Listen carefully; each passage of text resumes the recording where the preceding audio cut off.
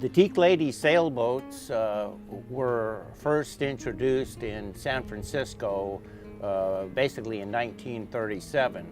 A young man by the name of Fenton Kilkenny, his uncle was working in Hong Kong at the Ah King Slipway building a larger sailboat, and he wrote his nephew and said, "Hey, while I'm here, why don't you send me the plans for a sailboat and I'll build you a boat while I'm here." So Fenton went to work and he found the plans for a boat that was suitable for San Francisco Bay and made some modifications that he wanted. And anyway, sent the plan off to his uncle, and sure enough, that summer he sent him a sailboat, the very first Teak Lady built. And anyway, Fenton then thereby named her Teak Lady. Well, she became pretty popular around the San Francisco Bay. A lot of people liked it, so Fenton got together with his father, and they set up a contract with Ah King Slipway in 1939 to build 14 boats.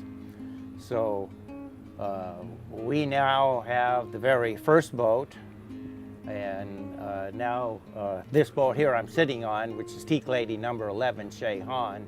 And then the one right behind us, Ma Zhu, which was the very last Teak Lady built in 1958. Right after that, Ah King Slipway had a fire, and they never built any more Teak Ladies there. These boats were all hand-built. There were no machine tools whatsoever at Ah King. Hand saws, hand planes, and then the logs themselves, they brought in logs that were 6 feet to 8 feet in diameter, 30 feet long of Burmese teak, which is now near impossible to even get a hold of. And all of the boats, they were planked with long individual planks. There's no butt joints. Once again, all built by hand. And then there were some really unique features that the boats, each of them have an individual pictograph, Chinese pictograph, that tells the story about how each boat got its name. And in this one here, the very first Teak Lady, the fella that I bought it from, he actually had some folks come and decipher it because they didn't actually say what the name was. And they discovered that the name indicated Garden Gate, which is in Chinese is Yuan Moon, which I don't know if I'm even pronouncing it correct. So, but Y-U-A-N-M-U-N. And then I don't know what Shay Han means. I do know Ma Zhu, the new name. She was renamed later in her life. Ma Zhu translates to goddess of the sea. And then, but her former name, the name she was born with, Mei Ling, I think it was joyful spirit. So when Fenton Kilkenny got his boat, they brought the first shipment of Teak Ladies into San Francisco Bay just in time for the 1939 San Francisco Exposition. And so it was at that time that they really became popular and started sailing as a fleet. At one time, I believe they had like 12 to 14 of them sailing, because later on there were other Teak Ladies built.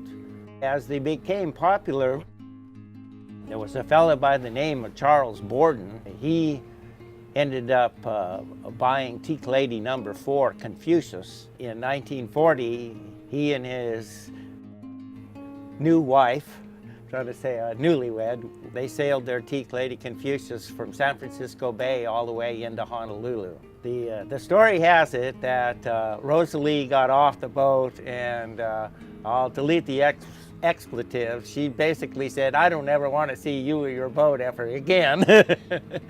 But in some of his writings, he talks about they were in 35, 40-foot seas and were breaking wires. They had a sea anchor that wouldn't set right, so he had to make one out of 2x6s. And But the boats came fully equipped. They have a full 6-foot berth, so you can sleep 2 people comfortably. And then these big, long sliding drawers that one they would use for navigation equipment and gear, and then the other was basically a kitchen with a little kerosene stove in it, and they came with a full set of dishes to serve 4 people. The berths had sheets, blankets, and pillowcases, and then full line of sailing gear. I think they had a main, 3 different jibs, and a spinnaker, and wonderful materials, all made out of Egyptian cotton. And then at the time, see if I get my numbers right here, in Hong Kong, you could purchase one in Hong Kong dollars for 950 Hong Kong dollars, or delivered in San Francisco for 1,250 US.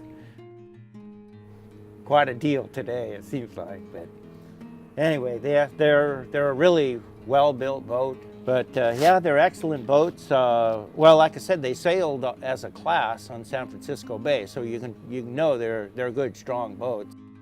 Teak Lady Society kind of got its start when Jim Hitchman, he had just recently purchased his Teak Lady, Mazoo, and had her out there at Riverbend, had a bunch of work done, and so they were actually kind of going out on their maiden voyage when they just got on the water as a 36-foot fishing trawler came in, and they smacked into each other, and they got back to shore safely, but it did quite a bit of damage up on the bow and the hull.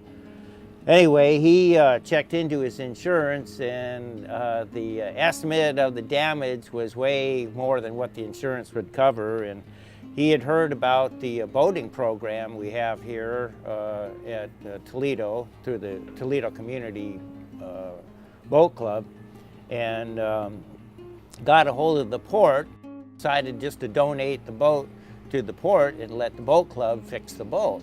So that basically got the start of the Teak Ladies. Well, Michael Begosier and Rick Johnson, both shipwrights, they basically took over the repairs, and Michael was good friends with Bob and Claire McDonald, who live in Spokane, and they had heard what they were doing with the Teak Lady and decided to donate their Teak Lady, Jehan. So then we ended up with 2 of them. Well, when Michael moved north and I kind of took over, well, there was a bunch of different history, you know, different articles and documents that came with each boat, and I started studying about them and reading about them, and ended up hooking up with the San Francisco Maritime National Historic Park and meeting Chris Giannini, who he was their lead, or their supervisory shipwright there at the Maritime Center. So, he knew quite a bit about the history of them and also owned the Teak Lady. Long story short, he was retiring, just bought a big boat, and said, my wife says I got to get rid of a boat. Anyway, so he heard about our Teak Lady Society and what we were doing up here, and offered to sell me the boat. And the day we were talking, he told me $2,500, but later that day I said, no, I must have heard him wrong. He must have meant like $25,000, because these are wonderful boats. I mean, they're worth every penny of that. But he called, or I talked to him, and he said, no, now that I know that she's going to go up there and be with her sisters, he said, it's the best place for her. I know you guys are going to you know how to take care of a Teak Lady. I think having the fleet back together again, and certainly the first, the middle, and the last boats, that to be strong incentive to keep them together. And I just want to start seeing more folks get involved, you know, because we've got all the knowledgeable people here, but we need some new folks, some young folks getting involved, and because they're fun. I mean, I can't describe how much fun they are.